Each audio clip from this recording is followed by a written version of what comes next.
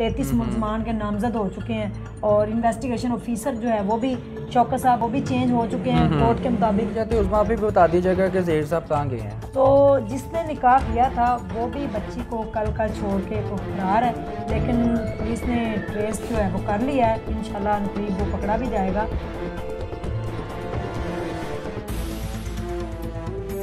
अस्सलामुअलैकुम नाजरीन, आप देख रहे हैं लाहौरी जलवा और मैं आपका मेज़बान फ़ाहद हसन। जी तो नाजरीन, दुआ ज़हरा केस एक ऐसा केस जो मसला कश्मीर की तरह हल होने का नाम ही नहीं ले रहा और इस केस में इकरारुल हसन साहब जो हमारे सीनियर सहाफ़ी है उनकी दबंग एंट्री और दुआ ज़हरा और ज़हीर के घर छापा मारने वाली एक ऐसी मोहतरमा स्ट्रॉन्ग उज़्मा साहिबा हमारे साथ मौजूद है। नाजरीन, कुछ ऐसे सवालात जिसकी बुनियाद पर हम मजबूर हो जाते हैं ये सोचने पर कि यार इसके पीछे एक बहुत बड़ा गैंग है। एक तरफ कुछ ऐसे निजी चैनल्स के यूट्यूबर्स जाकर लव स्टोरीज़ उनकी प्रमोट करते हैं, रिप्रेजेंट करते हैं कि इन्होंने भागकर शादी की है। तो नाज़रीन, स्ट्रॉन्ग उज़्मा साहिबा से पूछते हैं कि आखिर इस केस की एंडिंग कब होगी और क्या मामला है। अस्सलाम वालेकुम जी। जी वालेकुम अस्सलाम। कैसी हैं उज़्मा बाजी आप? अल्लाह का करम है फ़ाद भाई। उज़्मा बाजी, सबसे पहले तो मैं ये पूछूंगा कि इकरारुल हसन साहब के दबंग एंट्री इस केस में इसकी क्या वजह समझती हैं आप? इकरार भाई हमारे सीनियर साथी हैं और वो पिछले 3 माह से इस केस के ऊपर काम नहीं कर रहे थे, लेकिन फिर उनको लगा जैसे कि उन्होंने सुलह करवाने की कोशिश की दोनों फैमिलीज़ की आपस में कि ईद पे बच्ची को माँ से कम मिलवाया जाए। तो उन्होंने रब्ता किया और सिक्योरिटी, जैसे कि उन्होंने बताया कि सिक्योरिटी भी प्रोवाइड की जाएगी, चाहे वो प्राइवेट हो, गवर्नमेंट की अगर कोई मदद लेनी पड़े तो वो भी हम लेंगे। लेकिन इस पर वो नहीं माने और फिर उसके बाद उन्होंने फिर उनके अगेंस्ट हुए और फिर उन्होंने कहा है कि ये एक गैंग है। उन्होंने खुद अपनी भी कोई रिसर्च की होगी कि किस तरह उन्होंने ज़हीर फैमिली से कांटेक्ट किया और इनकी आपस में क्या बात हुई। उसके बाद उन्होंने जाके रिसर्च के बाद ये बताया कि ये एक गैंग है और गैंग जो है ये मसला इतना सीधा नज़र नहीं आ रहा जितना कि हम लोग समझ रहे हैं। तो उनकी एंट्री की वजह यही कि पहले राब्ते हुए हैं कि बच्ची को किसी तरीके से माँ से मिलवाया जाए, फिर नहीं मिले तो फिर उनको ही लगा है कि बच्ची को, यानी कि जैसे अफवाहें फैलाई जा रही थी बच्ची खुदकुशी कर लेगी, उसको कत्ल किया जाएगा, ये कत्ल का नाम दे रहे थे और बच्ची को खुदकुशी पे मजबूर किया जाएगा। उसके बाद काज़मी भाई पे सारा मलबा डाला जाएगा और ये गैंग जो है ना वो बीच में से आराम से निकल जाएगी। लेकिन ऐसा नहीं है। अब तो सारे आपको पता है कि 33 मुलजमान के नामजद हो चुके हैं और इन्वेस्टिगेशन ऑफिसर जो है वो भी शौकत साहब वो भी चेंज हो चुके हैं कोर्ट के मुताबिक। और उसके बाद नासिर जिब्रान साहब ने जैसे इस केस को लिया और जैसे वो लेके चले तो इंशाल्लाह आगे बेहतरी होगी। अच्छा उस्मा, मैं मुझे ये बताइएगा कि जिस मौलवी साहब ने निकाह पर हाया था वो तो जनाब वाले इस वक्त जेल में है और जिसने निकाह किया है वो अभी तक आज़ाद फिर रहा है। वो मौलवी साहब ने निकाह नहीं पढ़ाया, वो कह रहे हैं सिर्फ मेरा ऑफिस यूज़ किया। अच्छा, यानी कि उनके ऑफिस को इस्तेमाल करते हुए उन्होंने निकाह किसी और ने जो भी पढ़ाया था वो तो इस निकाह को मानते ही नहीं। वो कहते हैं मैंने करवाया ही नहीं है। तो जिसने निकाह किया था वो भी बच्ची को कल का छोड़ के तो फरार है, लेकिन पुलिस ने ट्रेस जो है वो कर लिया है। इंशाल्लाह करीब वो पकड़ा भी जाएगा। कितनी देर तक ज़मानत लेंगे, क्योंकि बहावलपुर से शट अप कॉल मिल चुकी है कि आप अब शट अप, ठीक है। और उसके बाद मुल्तान, फिर लाहौर, अब कराची की सिंध जो है कोर्ट उसके अंदर जाकर वो बेल ले रहे हैं। तो कल तक की उसकी बेल है, उसके बाद कल से ये सारा मसला ख़त्म हो जाएगा। तो अच्छा, मुझे ये बताइएगा कि ये फ़ैसला सरेआम आ चुका है, अवाम ने भी देख लिया ये फ़ैसला कि दुआ ज़हरा को शेल्टर होम भेज दिया गया है जी, क्या वजह बनी? उसके अंदर मुझे तो ये मेरा जो अपना पर्सनल ओपिनियन है वो यही है कि अब इन्होंने अपनी जान छुड़ानी थी उससे किसी तरीके से, क्योंकि एप्लीकेशन बच्ची ने बताते खुद तो नहीं लिखी, आपको तो नहीं लिख सकती, लेकिन उसके ऊपर 3 कट भी लगे हैं एप्लीकेशन के अंदर। उसके ऊपर लिखा हुआ parents, other relatives and parents, ठीक है। इन तीनों से मुझे जो है ना वो ख़तरा है। तो मेरी शोहर के साथ भी लड़ाई हुई है, घरेलू नाचाकी थी, 2 माह से 3 माह से मेरे के साथ रह रही हूँ, मुझे यानी कि सही नहीं रखा गया। ये उसके खुद के अल्फाज हैं, उस एप्लीकेशन के अंदर लिखा गया। लिहाजा वालदैन से तो मुझे वैसे ही ख़तरा है क्योंकि वो मुझे मार देंगे, इसलिए मुझे जो है ना लाहौर के शेल्टर होम दारुल मान में भेजा जाए, जो कि मेरे घर के बिल्कुल करीब है, चंद कदम के फासले पे। वहाँ पे इस टाइम वो मुकीम है और ये दादा साहब के पास कोई रिलेटिव है मेरे वालिदैन के बाद मैंने वहाँ रात गुजारी। ये भी बात गलत है क्योंकि उसके बाप का कोई इधर रिलेटिव नहीं है और ना ही कहीं उसने रात गुजारी। इन्होंने खुद ही उससे जान छुड़ाई है और उसको दारुल मान छोड़ के तो खुद जो है फरार हो चुकी। अच्छा उस्मा बाजी, एक बड़ा अहम सवाल मैं आपसे पूछने जा रहा हूँ कि ये तो था एक ज़हीर, ना जाने ऐसे कितने ज़हीर है जो पता नहीं ना जाने कितनी दुआ ज़हरा की ज़िंदगियों के साथ खेलते हैं और उनका इस्तेमाल करते हैं। और सलाम है काज़मी साहब को जिन्होंने शोर मचाकर अपनी बेटे की इज़्ज़त को महफूज किया है और न जाने पता नहीं कितनी बच्चियों की इज़्ज़त को महफूज किया है। बेनकाब करने की उनकी भी पूरी कोशिश है। ये जो भी गैंग इनके सामने है, मुझे ये बताइएगा क्या ऐसे लोगों को आप कहना चाहेंगी ये जो न जाने कितने ज़हीर है, न जाने कितनी दुआ ज़हरा होंगी जिनकी ज़िंदगियाँ ख़राब करते हैं। अभी आप देखें रिसेंटली केस आया उम्मे हानी का। उस बच्ची की उम्र 11 साल है लेकिन कोर्ट ने ये कहा कि अपने शोहर के साथ जाए। तो ये सरासरी गैंग है क्योंकि देखें ये पाकिस्तान का पहला केस है जिसके लिए इतना बड़ा मेडिकल बोर्ड दोबारा से बना और मेडिकल रिपोर्ट आई। उसके बाद नादरा के जो भी डॉक्यूमेंट थे उनको नहीं देखा गया, मेडिकल रिपोर्ट को सच माना गया। कितनी ऐसी दुआ ज़हरा पता नहीं डेली की कितनी लड़कियां अगवा होती हैं, कहाँ जाती हैं और आपको पता है फिर फांसी के अड्डे पे उनसे काम करवाया जाता है। उनकी एक मजबूरी बन जाती है। और जैसे कि सरेआम की टीम आपको पता है पिछले 10 साल से ये काम कर रही है तो कितनी बच्चियों को उन्होंने बाजियाब करवाया, ठीक है, जिनमें उनकी मजबूरी बन जाती है। इसको एक सिंपल लव मैरिज जो कह रहे थे ना लोग कि सिंपल लव मैरिज है, सिंपल लव मैरिज नहीं है। सिंपल लव मैरिज का नाम दे के बच्ची को कैसे घर से वर्गलाया जाता है, उसके बाद उसको इसी यानी कि प्यार के वास्ते देकर उसको आगे आगे भेजा जाता है। आपको पता कितनी वेबसाइट बनी हुई है, कहाँ कहाँ जाके बच्चियाँ बिकती हैं। तो काज़मी भाई को हम भी सैल्यूट पेश करते हैं जिन्होंने अपनी बच्ची दुआ ज़हरा के लिए आवाज़ नहीं उठाई।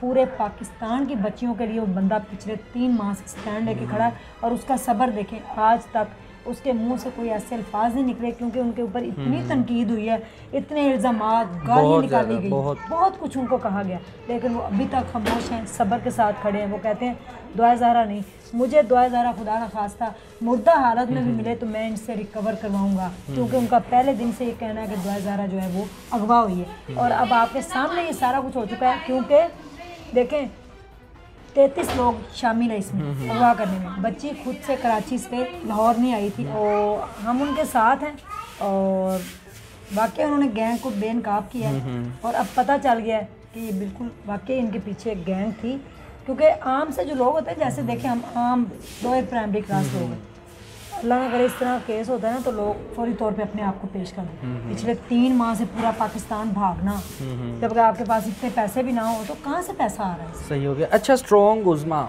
आपका माशाल्लाह एक टाइटल ही इतना मजबूत है स्ट्रॉन्ग के नाम से। जब दुआ ज़हरा और ज़हीर के घर आप जाती हैं, बड़े मैं कहूँ कि दबंग एंट्री, आप कैसे मतलब कि वहाँ पर दखल हुए हैं आप, क्या मामला था, मुख्तसर से हमें बताएं। इतनी पहले तो ये है ना कि हमारी बहन ये बताएं कितना हौसला, इतनी मजबूती कहाँ से आई। देखें अगर आपको कोई कॉल आती है कि दुआ ज़हरा हमारे घर है तो आप जाते? बिल्कुल चले जाना था आप, बिल्कुल चले जाते। आपके अंदर हौसला आना था इंशाल्लाह। ऐसे मेरे अंदर हौसला आया क्योंकि ये ज़िंदगी में कभी कभी आपको स्टिंग ऑपरेशन और बड़े बड़े नहीं, मसला ये नहीं है, हमारा सवाल बाजी ये नहीं है कि आप वहाँ पर गई, मगर आप सिर्फ ख़वातीन ही गई वहाँ पर, मर्द हजरात को नहीं लेकर गई, अपनी सिक्योरिटी नहीं साथ लेकर गई क्योंकि आपको पता था कितना बड़ा केस है, कुछ भी हो सकता था। वो इसलिए कि उन्होंने मालिक मकान जो थे उन्होंने मुझे कहा कि आपने आना है ना, अगर आप इतनी स्ट्रॉन्ग है, आपके नाम के साथ स्ट्रॉन्ग लगा हुआ है तो आप इतनी कमज़ोर कैसे हो सकती हैं, फिर इसका मतलब आप कोई काम कर ही नहीं सकती। मैंने आपको हल्फन कहा है कि दुआ ज़हरा हमारे घर पे है, आप आएँ, लेकिन आपके साथ कोई मर्द नहीं होना चाहिए। अच्छा। वो इसलिए कि हम पर्देदार लोग हैं, बिल्कुल हम किसी के सामने नहीं आते, ना हमें ज़रूरत है, हमने आपको ये दिखाना है कि दुआ ज़हरा ये बैठी है, इसको आप प्लीज़ लीजिए, यानी कि मिल लें इससे।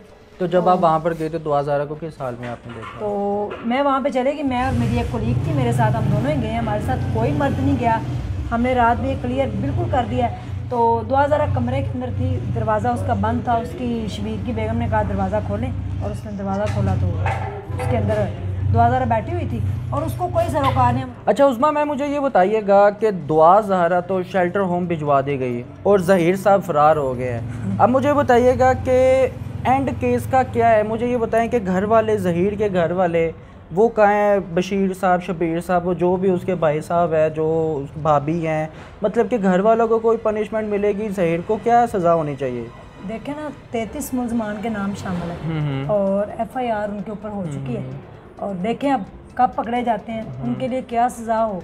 अगर तो इसने अगवा किया है, ठीक है, और इसने झूठ बोला है कि बच्ची जो है खुद आई है कराची से, जो कि सब कुछ क्लियर हो चुका है, तो फिर तो आपको पता जो भी इसके ऊपर दफात लगती हैं, कानून बेहतर जानता है। 364 मैंने सुना था अगवा की, बड़ी सख्त है।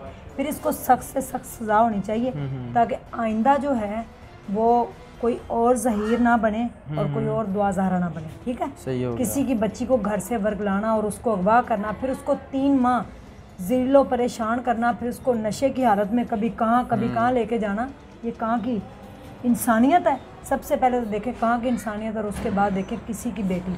तो इन्होंने अपनी बेटी, उसको इसकी माँ ने नहीं समझा, तो इसीलिए इतना जलील किया ना। अच्छा। और उसके बाद बच्ची को इतना प्रेशराइज करना कि वो अपने वालिदैन के अगेंस्ट हो गई है कि उसको माइंड को इतना उसको प्रेशराइज करना, मेंटली टॉर्चर, फिजिकली पता नहीं क्या कुछ हुआ होगा बच्ची के साथ। तो बच्ची का वापस जो अपने पेरेंट्स के पास जा के रहना, इसको रिकवर होने में बड़ी देर लगेगी। सही हो गया। अच्छा, इतना सीधा नहीं है। उस्मा बाजी, मुझे आखिरी बात बताइएगा कि दुआ ज़हरा, जैसे बताया जा रहा है कि दुआ ज़हरा और ज़हीर की एक एप्लीकेशन से रब्ता हुआ, उनका उनकी कम्युनिकेशन हुई, नंबर एक्सचेंज हुए, रब्ते हुए। कहा यह जाता है कि लड़कियां जो सी हैं वो लड़कों के झांसों में फंस जाती हैं, या लड़के जो से हैं वो लड़कियों को वलगला कर अपने पास बुलवा लेते हैं, और वो भी इतनी वो नेक होती हैं कि वो अपने माँ बाप को छोड़कर सीधा लड़कों के पास चली जाती हैं इस लालच में कि जी मैं इसके साथ निकाह करूँगी, पाकीज़ा रिश्ता बनाऊँगी। ये जो भी मामला है, मुझे बताइएगा कि आप इसमें किसकी गलती देखते हैं? अगर चले मान लेते हैं कि लड़का वलगलाता है, तो क्या लड़की को अपना घर छोड़कर लड़के के साथ चले जाना चाहिए? देखिए फाद, मैं इसमें एक पेरेंट्स को मैसेज भी दूँगी कि टीन एज के, चाहे वो बच्ची है चाहे बच्चा है, उनकी हर एक्टिविटी के ऊपर मुकम्मल नज़र रखें। बिल्कुल। कोई भी ऐप वो यूज़ कर रहे हैं, ठीक है, गेम खेल रहे हैं, फ़ोन यूज़ कर रहे हैं, उनके दोस्त कौन हैं, उनकी यानी कि एक्टिविटीज़ क्या हैं, ठीक है। तो बच्चों के ऊपर नज़र रखें और बच्चों को अपनी लिमिट्स में रहने दें, ठीक है। अगर आपने उनको मोबाइल या टैब दिया तो इसका मतलब ये नहीं कि अब आप भूल जाएं कि बच्चा जो मर्ज़ी कर रहा है। अब बकौल इनके कि 3 साल से हमारा कॉन्टैक्ट था, तो दुआ ज़हरा अभी 14 साल कुछ माह की निकली है, इसका मतलब 3 साल पहले वो 11 साल तो 11 साल की बच्ची को तो इतना ही नहीं पता होता कि उसका नाम नहीं उसको सही तरह से लिखना होता क्या, तो उसको प्यार मोहब्बत का क्या पता।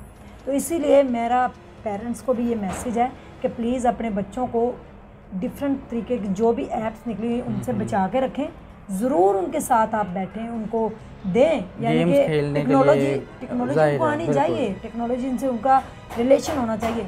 गेम्स खेलें कुछ भी, लेकिन आपको पता होना चाहिए कि आपके बच्चे का दुश्मन कौन है, दोस्त कौन है, वो कहाँ जाती है, जाता है, घर में क्या करता है। घर में बैठे ये देखे सब काम हुआ है। चले जाते जाते उस्मा भी बता दीजिएगा कि ज़हीर साहब कहाँ गए हैं?